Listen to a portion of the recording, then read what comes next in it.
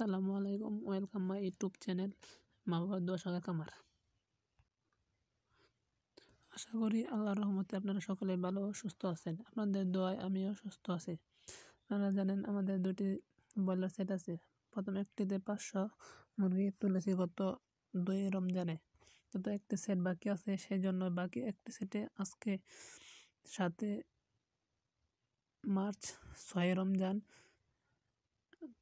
500 বাচ্চা ব্রয়লার বাচ্চা পেয়েছি। এখন সেই বাচ্চাগুলো আনতে যাচ্ছি। এখন সকাল 7:30 মতো বাজে। যেহেতু আমাদের নিজস্ব গাড়ি আছে, আমি গাড়ি নিয়ে বেরিয়ে পড়লাম। এখন আমি রাস্তায় আছি। বর্তমানে আমাদের দুটি সেটে থাকার কারণে, বাচ্চা কাছে থাকার কারণে একটি সেটে বাচ্চা আমরা পেয়েছিলাম 600 এবং একটি সেট বাকি ছিল। সেই সেটে বাচ্চা তুলতে পারি নাই। এখন 500 বাচ্চা পাওয়া গেছে, যেহেতু সেই বাচ্চাগুলো নিয়ে নিয়েছি। আজকের এই বাচ্চাগুলোর রেট পড়েছে আপনার 75 টাকা পার পিস। গত 3 তারিখে যে বাচ্চাগুলো নেওয়া হয়েছিল, মানে 2য় রমজানে, সেই বাচ্চাগুলোর রেট ছিল আপনার 85 টাকা পার পিস। যেহেতু 4 থেকে 5 দিন পরে বাচ্চা আজকে নেওয়া হলো, যেহেতু পার পিস 10 টাকা করে কম পাওয়া গেছে। যাই হোক, প্রতি পার পিস 10 টাকা বাচ্চা কম হলে 1000 বাচ্চাতে আপনার 10,000 টাকা কম পাওয়া গেছে। এখন আমি গাড়ি নিয়ে আমাদের বাজারে চলে এসেছি। প্রায় ড্রাইভিং আমি করতেছি। এখন ওই যে দেখা যাক, ডিলার বাচ্চা নিয়ে দাঁড়িয়ে আছে। সকাল 7:30 বাজে, অনেক রোদ উঠে পড়েছে। যেহেতু ফাল্গুন মাস, কড়া রোদ। এই যে বাচ্চা নামিয়ে রাখছে। এখন বাচ্চাগুলো আমি দেখতেছি। ভিআইপি শাহাদাত কোম্পানির বাচ্চা। চলেন দেখি বাচ্চাগুলো কেমন। বাচ্চাগুলো ভালোই দেখা যাচ্ছে। বাচ্চাগুলোর চঞ্চল মনে হচ্ছে। VIP Shahadat poultry and hatchery 25 বছর সাফল্যের সাথে দেখতে পাচ্ছেন, তিনি আমাদের ডিলার, ডিলারের ছেলে। তিনি ব্যবসা পরিচালনা করে থাকেন। যাই হোক, এখানে সে আজকে 3300 বাচ্চা নিয়েছে, আমাকে দেবে 500, আর বাকি 2800 বাচ্চা তার নিজস্ব শেডে তুলবে। যাই হোক, এখন আমি আমার বাচ্চাগুলো গুনে গুনে আমার গাড়িতে তুলে ফেলতেছি। আমার 500 বাচ্চা 12 পিস, 4 বরং 48, আর একটা অতিরিক্ত 20 পিস একটা কার্টনে থাকবে। মোট 500 পিস বাচ্চা। তার সাথে বাচ্চা তোলার সাথে আমি বলতেছি যে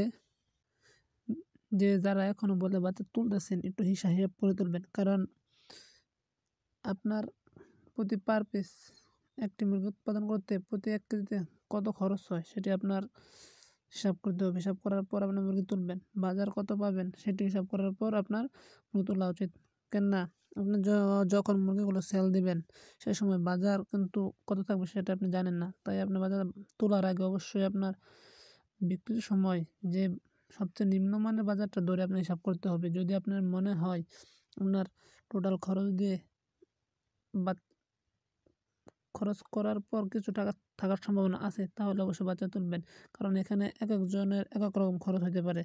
দেখা যায় বাচ্চা খরচ আর খাদ্য খরচ সমান হলেও অনেকের আছে মেডিসিন খরচ অনেক বেশি হয়ে যায়। কারো এমন আছে যে 1000 মুরগিতে 10 থেকে 15,000 টাকা মেডিসিন খরচ হয়ে যায়। আবার কারো আছে 1000 মুরগিতে সর্বোচ্চ 2000, 1500 এরকম মেডিসিন যায়। সেক্ষেত্রে খরচটা তার অনেক বেড়ে যায়। তাই বলতেছিলাম যে মুরগি তোলার আগে অবশ্যই যা হিসাব করে তুলবেন, যে আপনার কী পরিমাণ, মানে কেমন দরে বিক্রি করলে আপনার বাচ্চাগুলো সঠিক একটি এই মোটামুটি লাভের একটি পাবেন। আশা করা যায় যে এই পরিমাণে বাচ্চা এত দাম দিয়ে তুললে আমি এই পরিমাণ এত করে বিক্রি করার পর আমি বাজার পাবো। এখন আমি আমার বাচ্চাগুলো এদিক দিয়ে বড়ার কাজ শেষ করে ফেললাম।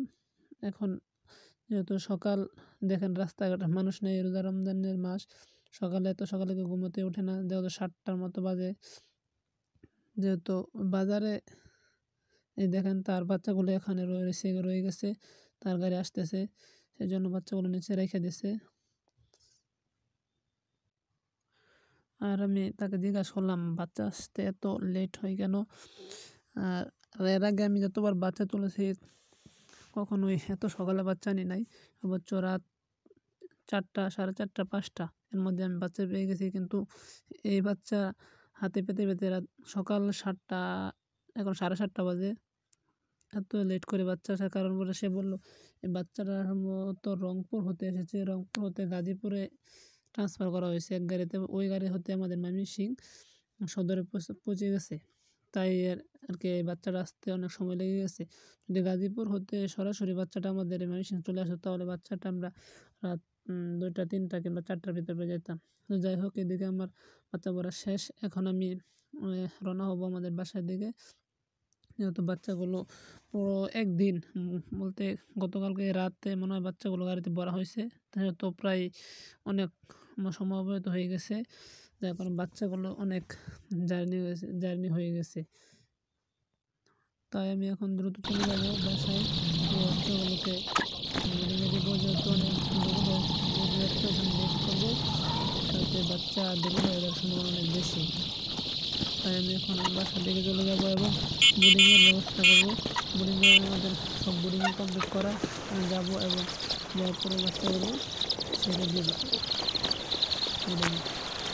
যাই বাসায় গিয়ে দেখি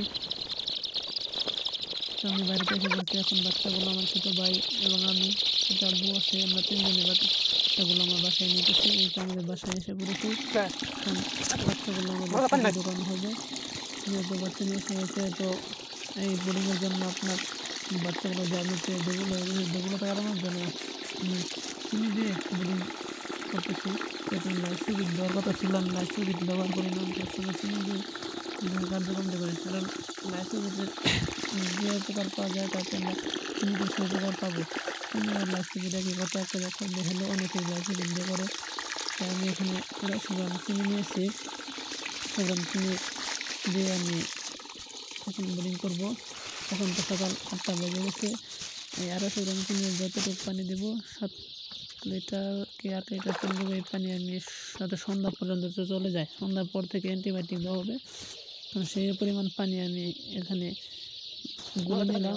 এখানে আমাদের পানি গুলানোর হাউস, এখান থেকে আমরা সবসময় পানি গুলি দিয়ে খাদ্য আনা আছে। এই ব্যবসাটা এমন হলো যে আপনার বাচ্চা আনার পর থেকে 30 দিন পর্যন্ত আপনার মুরগির পাশে লেগেই থাকতে হবে। মুরগি কখন কী আসছে না সব খেয়াল রাখতে হবে। কারণ কোনো সময় যদি মুরগির কোনো কিছুর ঘাটতি হয়ে যায় তখন দেখে যাবে সেই মুরগির সমস্যা হয়ে যাবে। আর বিশেষ করে বোর্ডিংয়ের সময় যদি আপনার সঠিকভাবে তাদের কেয়ার না করতে পারেন তাহলে একবার যদি সমস্যা হয়ে যায়, ঠান্ডা কিংবা নিউমোনিয়া লেগে যায়, তাহলে আপনার এই ঠান্ডা নিউমোনিয়া একদম বিক্রির আগ পর্যন্ত মানে 30 থেকে 32 দিন কিংবা আপনি যত দিন রাখেন না কেন সেই পর্যন্তই আপনার এই ঠান্ডাটা থেকে যাবে। আর ওজনে ঘাটতি থাকবে, আপনার খাবার ঠিকই খাবে, ওজন কম আসবে এবং আপনার অনেক মেডিসিন খরচ হয়ে যাবে, মানে প্রচুর পরিমাণে ওষুধ লাগবে। তাই সকলে বোর্ডিং করার সময় অনেক সতর্ক থাকবে, যে এ কারণে বোর্ডিংয়ের সময় যাতে কোনো কারণে ঠান্ডা নিউমোনিয়া না হয়ে যায়, এটা থেকে অনেক রিস্ক থাকে। তাই এই নিউমোনিয়া হয়ে গেলে ঠান্ডা খাওয়ার কত রকমের রোগ বেলায় লেগে থাকবে, আপনার তখন ওই চালাতে থাকবেন, কীভাবে যে আপনার কী করবেন মাথায় ধরবে না। তাই সবাই যখন বোর্ডিং করবেন অবশ্যই সতর্কতার সাথে করবেন।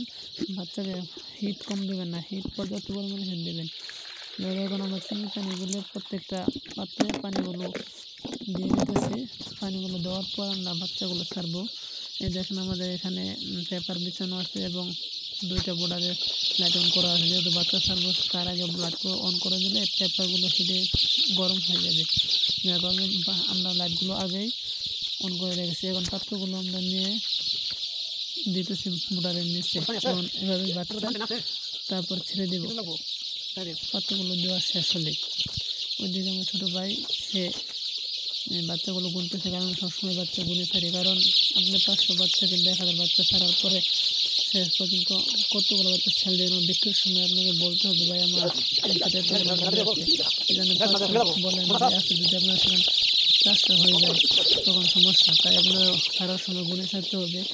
তখন যদি আমার 5টা কিংবা 2টা 3টা কম পড়ে তাহলে আপনি বুঝতে পারেন কয়টা মরছে, তাহলে হিসাব বাইরে হয়ে আসবে।